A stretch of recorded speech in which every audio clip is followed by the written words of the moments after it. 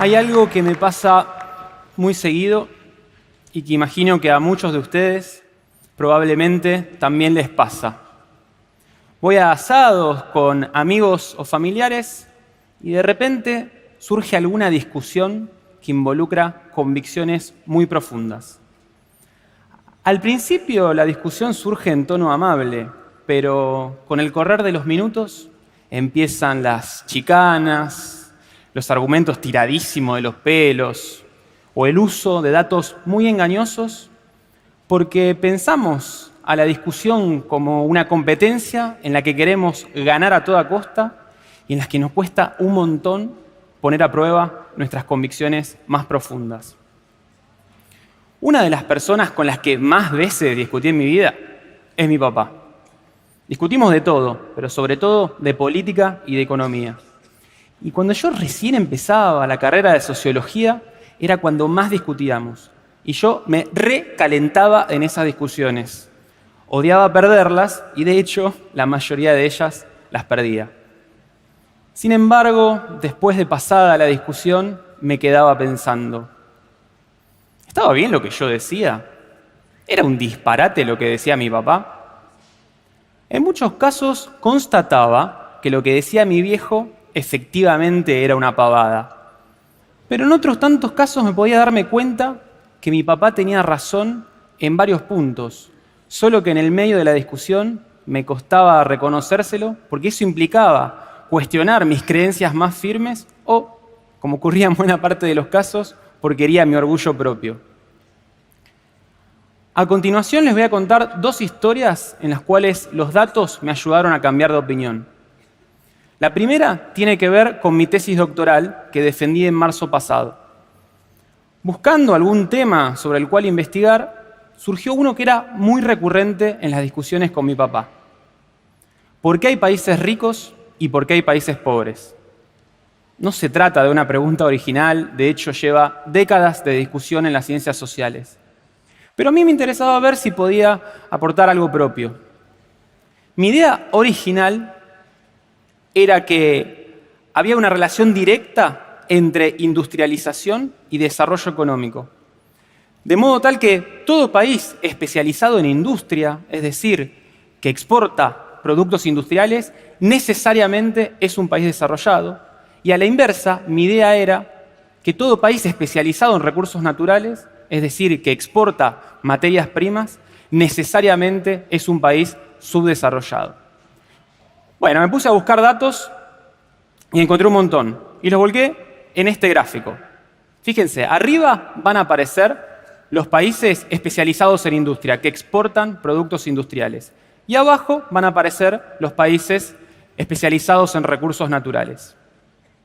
Veamos qué pasa con los países desarrollados. No puse a todos para simplificar. Fíjense, la mayoría está arriba del gráfico, es decir, exporta productos industriales. ¿Quiénes están ahí? Está Estados Unidos, está Japón, Alemania, Corea, Francia.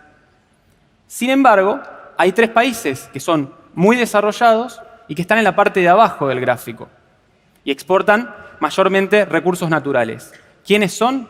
Australia, Noruega y Nueva Zelanda. Veamos ahora qué pasa con los países en vías de desarrollo. Y de alguna manera pasa lo contrario. Tenemos a la mayoría de los países en vías de desarrollo que está abajo del gráfico, es decir, está especializado en recursos naturales. Ahí tenemos a Argentina, los países sudamericanos, los países africanos o los de Oriente Medio, por ejemplo. Sin embargo, hay un puñado de países en vías de desarrollo que está en la parte de arriba del gráfico, que exporta productos industriales, como México, Tailandia, Filipinas o China. Entonces, tras el contacto con los datos, mi idea original tenía que ser cuanto menos matizada. Ahora, ¿podría ser que no hubiera un mejor común denominador del desarrollo económico?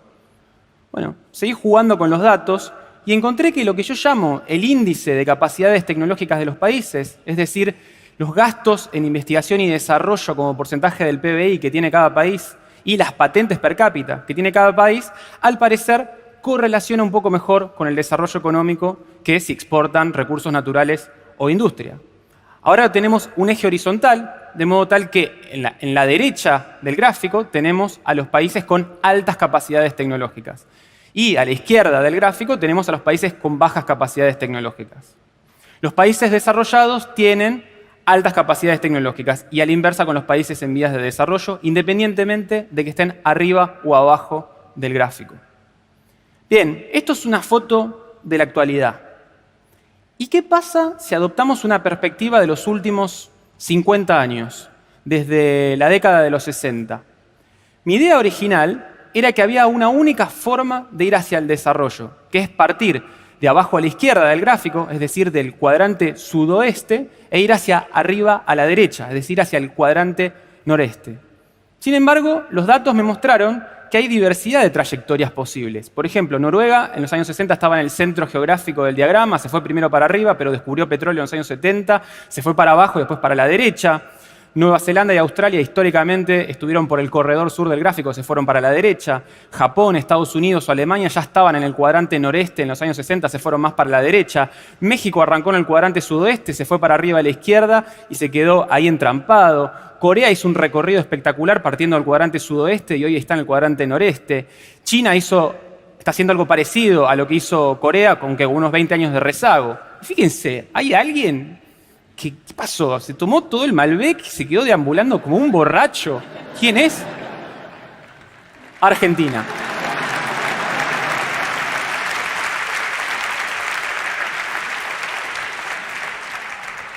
La segunda historia en la cual los datos me ayudaron a cambiar de opinión tiene que ver con mi hermano Pablo. Pablo me lleva 13 años y es quien me enseñó a leer cuando yo estaba en el jardín. De chiquito, Pablo era mi hermano preferido. Era muy cariñoso conmigo, a la vez que encarnaba lo cool de ser un periodista de rock. Cuando yo cumplí 13, Pablo pegó un viraje muy grande a su vida. Fue papá y se hizo Hare Krishna. De un día para el otro, yo tenía un hermano profundamente religioso que yo sentía como irreconocible y con quien me costaba horrores poder comunicarme. Odié la religión en mi adolescencia. No entendía qué rol cumplía en la vida de las personas y sentía que había abducido a mi hermano Pablo. Mucho tiempo más adelante, yo estaba interesado en ver cuál es la relación entre el desarrollo económico de los países y la felicidad de sus habitantes. Mi idea era que a mayor desarrollo económico, mayor felicidad. Y bueno, me puse a buscar nuevos datos y a leer la literatura especializada y encontré que tal relación, si bien existe, y es importante, era bastante menos potente de lo que yo imaginaba originalmente. Y un ejemplo de eso es que América Latina, a pesar de los enormes problemas de violencia, atraso o desigualdades, es una región en donde los habitantes se autodeclaran de los más felices del mundo. Y amén de factores culturales, una posible razón detrás de eso es que en América Latina tenemos lazos sociales calientes en un entorno de relativo ejercicio de las libertades fundamentales. Hay mucho consenso entre los especialistas del bienestar subjetivo en que lazos sociales calientes tienen un impacto positivo en la felicidad de las personas.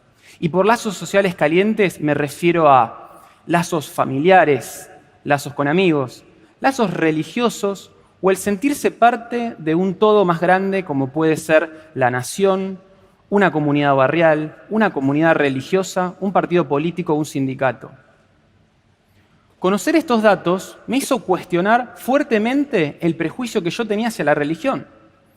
Religión viene del latín religare, que significa juntar fuertemente. En un mundo donde pareciera que estamos cada vez más excesivamente individualizados, la religión junta, crea lazo social, y en ese sentido tiene un impacto positivo en el bienestar subjetivo de las personas.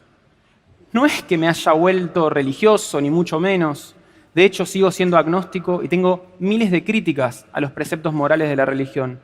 Pero conocer estos datos me permitió entender cuál es el rol social que cumple la religión y, más importante aún, entender cuál es el papel que la religión cumple en la vida de mi hermano. Y a partir de ahí, cambiar fuertemente mi forma de vincular hacia él. No sé si a ustedes les pasa, pero pienso que cuando un dato va con lo que nosotros ya pensamos a priori, es cómodo y es gratificante. Es como decir, vieron, yo tenía razón. Y si el dato nos desafía, ¿qué pasa?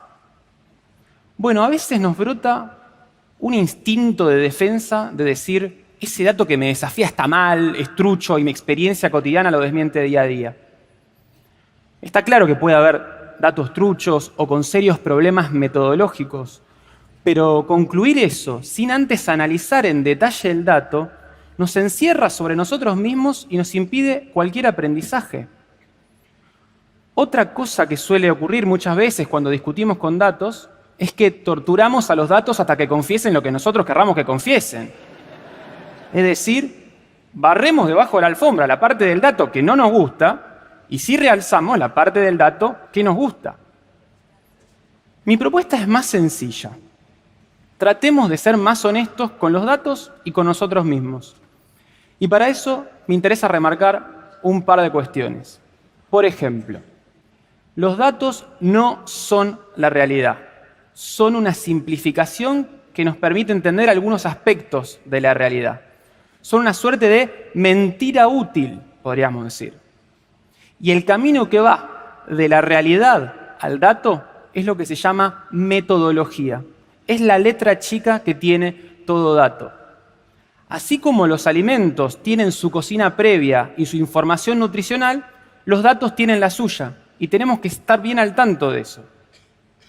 Aún más, muchas veces los datos requieren de acuerdos sociales previos para ser construidos. Es decir, tenemos que ponernos de acuerdo en cuál es esa letra chica que está detrás del dato. Por ejemplo, en el caso de la pobreza. Pobreza significa estar debajo de un umbral mínimo de bienestar. Ahora, ¿cuál es ese umbral mínimo? ¿Es una canasta alimentaria de 2.000 calorías? ¿De 2.200 calorías? ¿Con qué alimentos? ¿Tiene otro tipo de cosas además de alimentos? ¿Cuáles?